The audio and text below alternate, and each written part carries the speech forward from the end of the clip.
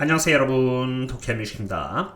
어제 S&P 500은 무려 1.47%나 하락하면서 4273이라는 위치까지 내려와 주었고, 이로 인해 여기 헤드앤숄더의 넥라인이 부서지게 되면서 주가는 더 큰 하락을 바라보게 된 상황입니다.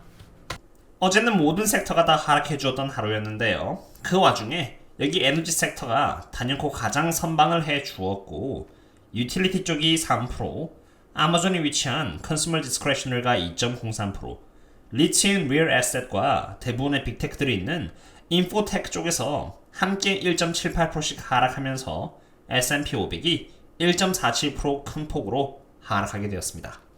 어제 분명 여기 보시는 것처럼 풋월은 4,300에 위치하고 있었는데 풀옵션 측에서 꾸준히 수익 실현을 함에 따라서 주가를 어떻게든 4,300 이상으로 끌어올리려고 노력했으나 하락세가 워낙 강했기 때문에 그 이상의 선상을 올렸는데 실패하였고, 아직 옵션 포지션이 업데이트가 되진 않았습니다만 만약 오늘 밤에 4,300에서 4,200으로 하향 조정이 된다면 주가는 결국 4,200까지 다시 돌아갈 가능성이 높다고 보시면 됩니다. 영상을 만든 지금 기준에서 업데이트가 되지 않았기 때문에 나중에 업데이트가 되면 바로 저희 멤버십 분들께 공유를 드리도록 하겠습니다.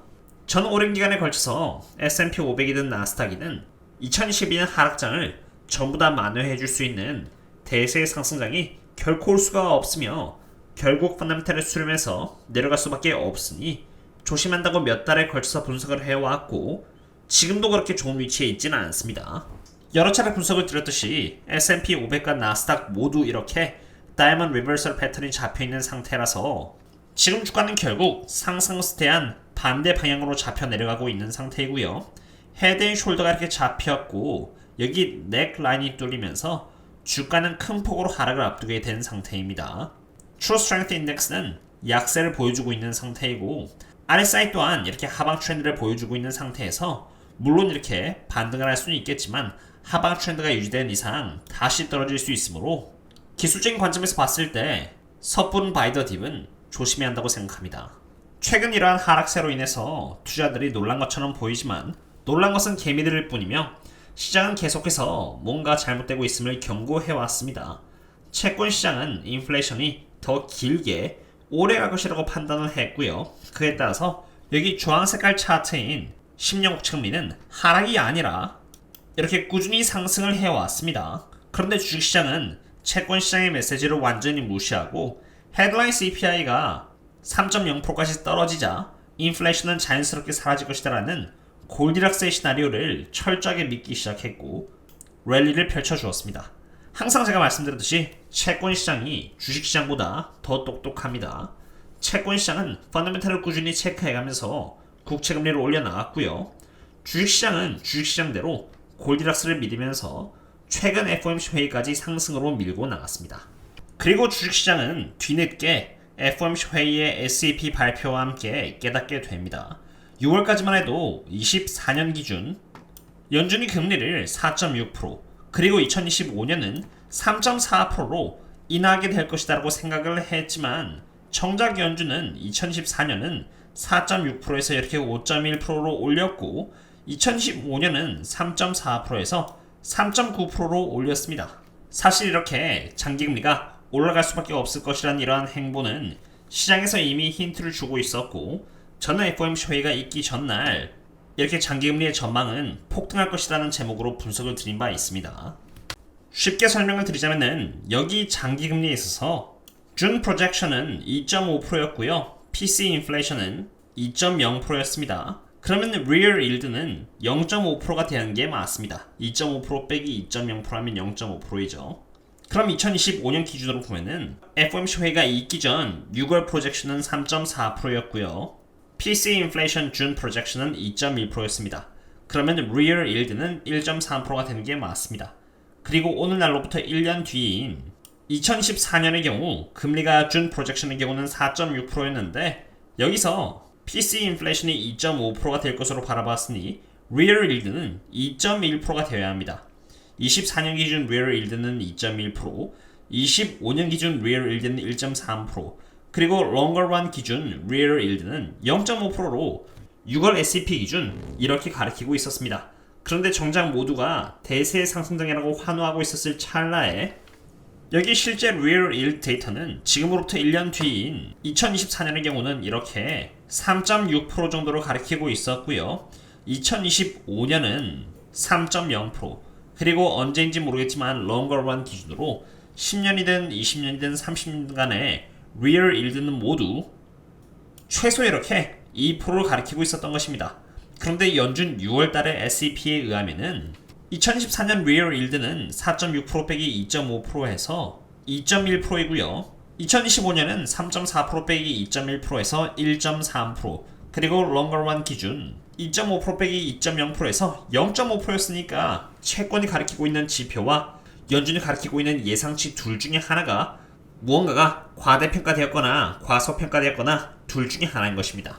그런데 이 SEP 지표는 6월달에 한번 업데이트가 되었고 9월달에 업데이트가 되는 것이니까 높은 확률로 연준의 SEP가 업데이트가 될 확률이 굉장히 높은 것이었고, 채권의 경우는 매일매일 펀더멘탈을 반영해 나가기 때문에 채권이 틀릴 확률이 더 낮은 것입니다. 그렇다면은 채권 쪽으로 수렴한다고 봤을 때 연준의 Federal Funds Rate는 4.6%가 아니라 당연히 이렇게 5.1%나 3.9%로 상향 조정이 되었다는 것을 의미하는 것이고요. 5.1%가 되어야 5.1% 빼기 2.5%를 해야 그나마 real yield가 2.6%로 올라가는 것이고요. 3.4%에서 3.9%로 올라가야 2025년 real yield가 그나마 1.8%대로 올라가는 것입니다. 하지만 연준의 이러한 프로젝션 상향 조정은 지금 시장이 바라보고 있는 수준에 못 미친다는 것을 아실 것입니다. 다시 말해서 연준은 머지않아 이러한 real yield curve가 내려갈 것이라고 바라보고 있는 것이고요. 저는 그 과정을 꾸준히 관찰하면서 저희 멤버십 분들께 분석을 드리는 것입니다. 이게 커브가 내려가지 않고 올라간다면 연준은 나중에 장기금리 전망을 더 올릴 수밖에 없는 것이고, 그렇게 되면 금리는 주식시장이 기대했던 금리 인하가 아니라 채권시장이 바라보았던 higher for longer의 환경으로 가게 됩니다. 바로 그러한 이유에서 채권시장은 국채금리를 계속 높이는 쪽으로 끌고 나갔던 것이고요. 무슨 일이 일어나는지 모르는 주식시장은 대세의 상승장만 바라보면서 주가를 함께 끌고 올라간 것이고, 끌고 올리는 과정에서 기관들은 하나 둘씩 빠져나가는 정황이 포착되었고, 기관들은 반도체 대상으로 숏을 잡았을 뿐만이 아니라 옵션 시장도 풋을 대량 걸기 시작했습니다. 책임을 져야 하는 것은 개미들 뿐이라고 보시면 됩니다. 그럼 이제 CTA 포지션을 업데이트 드리도록 하겠습니다. CTA는 모멘텀을 추종하는 알고리즘 세력으로, 이러한 자료들은 결코 무료가 아닌 제가 많은 돈을 들여서 받고 있는 기관 내부 자료들입니다. 제가 많은 돈을 들여서 퀄리티 있는 정보들을 저희 멤버십 분들을 위주로 제공드리는 것은 멤버십 분들의 덕분이니 당연한 것이고요. 더 많은 분들이 뜻을 함께 해주시면은 더 퀄리티 좋은 정보들로 보답하고자 하니 이해해 주시면 감사드리겠습니다. 어쨌든 CTA는 여기 보시면은 일주일이란 기간 동안에 약 34빌리언 달러에 달하는 돈을 S&P 500으로부터 장이 횡보한다고 했을 때 팔 계획이고요. 장이 올라간다고 하더라도 9.3빌리언 달러짜리 돈을 S&P 500으로부터 뺄 예정이고, 장이 하락을 할 경우에는 무려 37빌리언 달러의 돈을 S&P 500으로부터 뺄 예정입니다. 여기 이러한 시나리오가 발현되려면 조건들이 충족되어야 하는데요.